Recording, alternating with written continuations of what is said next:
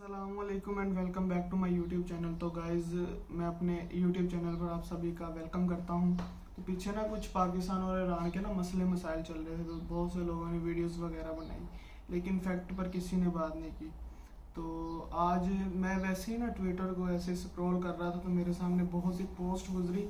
तो क्या ऐसी पोस्ट थी, मेरा ख्याल है कि वो आप सभी के साथ शेयर करना बहुत ज़रूरी थी। तो बेसिकली आज मैं वो पोस्ट आपके साथ शेयर करूँगा कि उस पोस्ट में बेसिकली लिखा क्या हुआ। तो अभी चलते हैं। उसमें ये सिंपली बताया कि हमारे पड़ोसी मुल्क ईरान के हम पर 70 साल में कितने एहसानात उसने हम पर किए हैं। तो मैं ये वो कह रहा है कि वैसे तो बहुत से एहसानात हैं, लेकिन ये चंद मैं आपके साथ शेयर करना चाहता हूँ।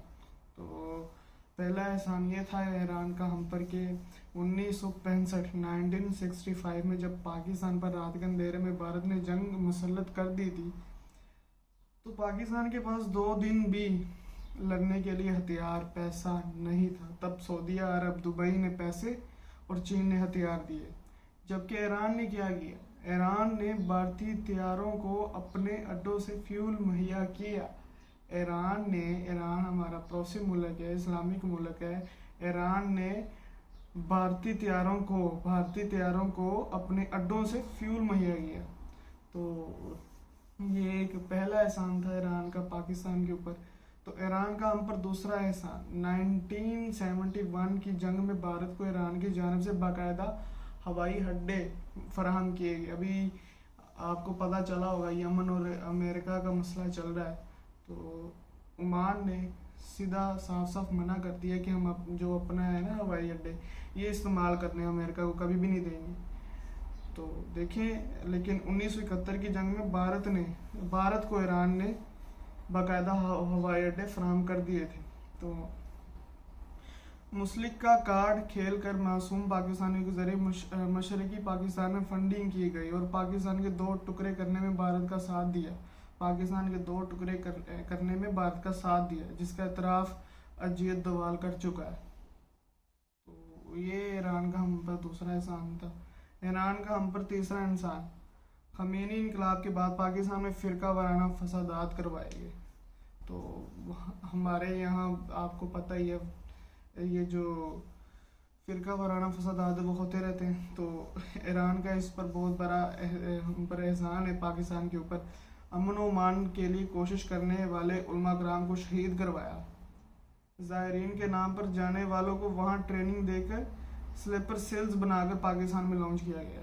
तो ईरान का ये हम पर तीसरा एहसान था। ईरान का हम पर चौथा एहसान, ईरान ने 2002 में भारत के साथ एक एटमी मुआहदा किया, जिसके तहत मुस्तकबिल में पाक भारत जंग की सूरत में भारत ईरान की सरजमीन इस्तेमाल कर सकता है और भारतीय गठजोड़ के बाद एटमी प्रोग्राम में पाकिस्तान मदद कर रहा है, कह कर दुनिया को हमारे खिलाफ कर दिया।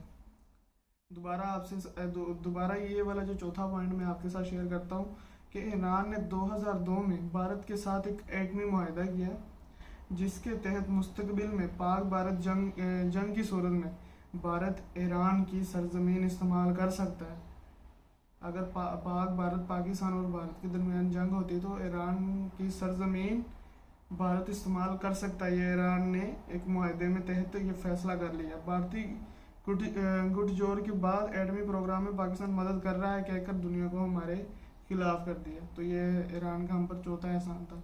ईरान का हम पर पांचवा एहसान, गवादर पाकिस्तान का मुस्तकबिल है। गवादर पर पोर्ट की कामयाबी के बाद ईरान ने पाकिस्तान को नुकसान पहुंचाने के लिए गवादर से 70 मील दूर अपनी चाबहार बंदरगाह भारत को 100 साल के लिए लीज पर दे दी है, जिस पर भारत के 10,000 फौजी गवादर को निशाना बनाने के लिए मौजूद है। तो यार, ये ईरान का हम पर पांचवा एहसान है। आप सोचें, ये किस मेंटेलिटी के लोग हैं, इनके साथ हमारा कभी भी नहीं हो सकता। ईरान का हम पर छठा एहसान, इसराइल और अमेरिका हमसे प्रॉक्सी वार कर रहे हैं। Bharat, America, Israel, Iran Pakistan के खिलाफ एक है। Bharat, America, Israel, Iran Pakistan के खिलाफ एक है। इसराइल और अमेरिका, भारत ईरान के जरिए पाकिस्तान में दहशत गर्दों को भेजता है। कुलभूषण ईरानी शहरी बनकर ईरानी पासपोर्ट से पाकिस्तान दाखिल होता था। तो ये ईरान का हम पर चढ़ा एहसान है। ईरान का हम पर 7वां एहसान। फैसला आपने करना है, मैंने ये सारी बातें आपको बतानी है। अजीज़ बलोच, बाबा लाडला समेत तमाम टारगेट किलर्स ईरान में ट्रेनिंग लेकर कराची समेत सिंध में टारगेट किलिंग करके फ़िरका वारियत को हवा देते रहे। किसी को यकीन नहीं तो JIT रिपोर्ट पढ़ लो, यकीन नहीं तो JIT रिपोर्ट पढ़ लो। ये 7वां एहसान था। 8वां एहसान क्या है? कुछ अरसा कबल ईरानी फौज ने बलूचिस्तान बॉर्डर पर पाकिस्तान चेक पोस्ट पर हमला करके 6 पाकिस्तानी फौजियों को शहीद कर दिया। क्या कोई दोस्त मुल्क ऐसा करता है? क्या कभी चाइना ने ऐसा किया?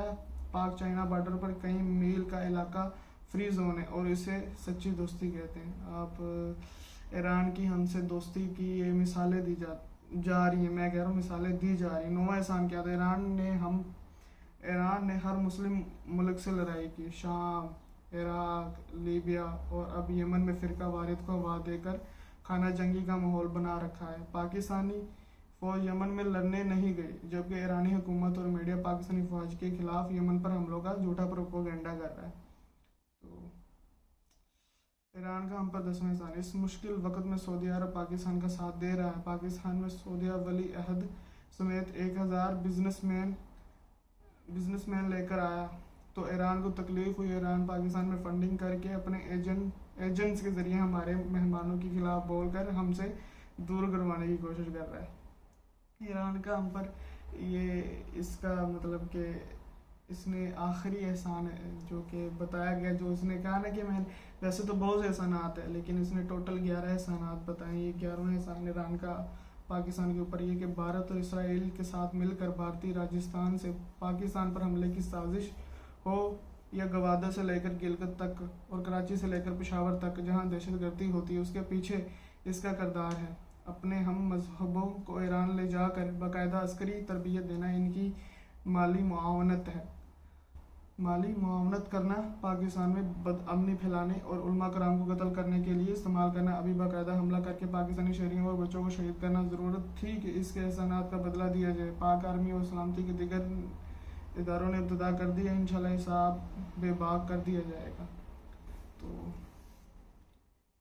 भाई ये ईरान के हम पर कुछ एहसान हैं, तो एहसान का बदला तो चुकाना चाहिए ना।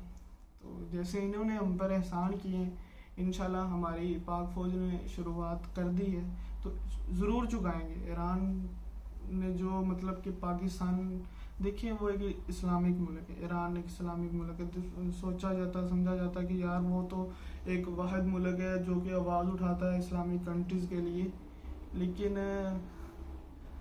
अंदर से वो क्या है कोई नहीं जानता, ये सिर्फ अल्लाह ताला की ज़ात जानती है कि वो क्या है। लेकिन पाकिस्तान के खिलाफ इनका हमेशा रवैया गलत रहा है। अब जब फ़लस्तीन वाला मसला चल रहा है तो हमास को हवा देकर ये लोग कहाँ पर हैं? इन्होंने पाकिस्तान पर हमला किया। इनके मिसाइल पाकिस्तान तो आ सकते हैं, क्या इसराइल नहीं जा सकते? सोचने वाली बात है कि नहीं? सोचिए, आप खुद सोचिए। तो ईरान वन ऑफ द जो घटिया मुल्क है ना, अब वो कंसिडर किया जाता है हमारे लिए, क्योंकि हम पाकिस्तानी हैं। हमारे साथ इतना जुल्म होगा तो हम क्या इसे अप्रिशिएट करेंगे? कभी भी नहीं, हम तो कभी भी नहीं करेंगे अप्रिशिएट। तो ये है कि पाकिस्तान में आपकी दाल नहीं गलने वाली, आप कहीं और जाएं तो यहाँ पाकिस्तान में कुछ नहीं होने वाला। आप भारत के साथ हैं, भारत के साथ रहें, अमेरिका के साथ हैं, अमेरिका के साथ रहें, इसराइल के साथ हैं, इसराइल के साथ रहें। लेकिन पाकिस्तान के खिलाफ अगर ये सारे मुल्क इकट्ठे हो जाएं तो कुछ भी पाकिस्तान का कभी भी कुछ भी नहीं बिगाड़ सकते। ओके। और व्यूवर्स, अगर आपको मेरे ये एहसानात ईरान के हम पर अच्छे लगे तो वीडियो को लाइक शेयर कमेंट लाजमी कीजिएगा। इंशाल्लाह मिलते हैं नेक्स्ट वीडियो में। सब्सक्राइब कर दें और बेल आइकन को भी दबा दें। तो इंशाल्लाह मिलते हैं नेक्स्ट वीडियो में। ओके, अल्लाह हाफ़िज़।